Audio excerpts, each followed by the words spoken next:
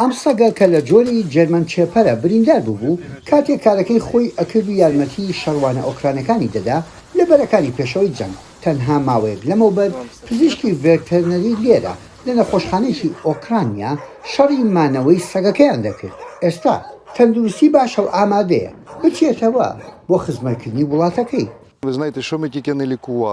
ناتوانم بیر لەوە بکەمەوە کە بەم دوایە نەمانتوانیوە تیماریان بکەین. تەنها باسیش لەو ئاژەڵانە ناکەم کە بۆ خزمەتگوزاری بەکاردێن، بەڵکو ئاژەڵە ماڵیانش کە بەهۆی هەڵاتنی خاوەنەکانیانەوە پەرتەوازە بوون.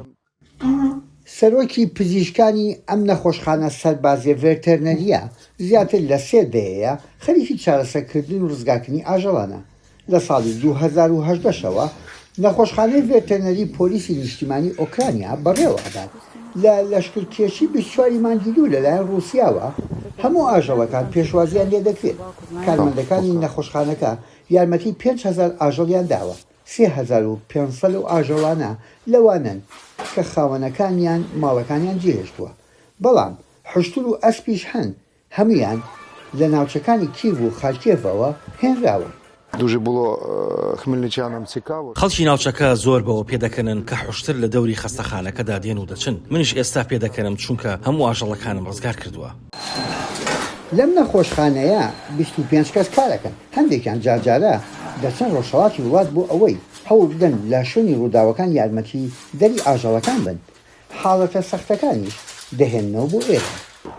کاتێک لە بوجا بووین دووکی ژۆڵە بێچۆڕێوێکیان بۆ هێناین. هەمووی ژانی سوتا بوو. لەگەڵ خۆمان هێنامان بۆ ئێرە، ناومان لێ ناوە بوجا.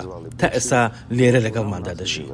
کاتێک شاری بوجا نۆژە نەکەنەوە، ئەگەر شتەکان بەپێی پلان بڕۆن بەڕێوە، ئەوە ڕێوێکەش لە پاشێکی تایبەت بۆ ئاژەڵە بریندارەکان ماڵێکی خۆی بێت. ئەوە کاری منە. من پزیشکی ئاژەڵانم. ئاژەڵەکان سەرکۆنە ناکرێن کە لە هێڵی پێشەوەی بەرەکانی شەڕ ژیاون و بەهۆی جەنگەوە ئازار دەچێژن. کاتێک پزیشکەکان لە بەهاناچوونێکی تر گەڕاونەتەوە، کاتێکی کەمیان هەیە بۆ حەوانەوە بەلەوەی بە ئەرشێکی تر هەڵبسن. لە هەندێک کاتدا تەنانەت ناشخەوین کە دێنەوە بۆ ماڵەوە ئەو کاتە 24 کاتژمێر دەخەوین. ئێمە شەو و ڕۆژ کار دەکەین. کارەکەیان سەختە، بەڵام کاتێ لەو ئاژەڵە بریندارانە ئەڕوانن چاک دەبنەوە، ماندووبوونەکەیان دەڕەوێتەوە. یحیا بەزنجی دەنگی ئەمریکا بۆ راپۆرتی تیتیانا کۆکەریکا لە ئۆکرانیاوە.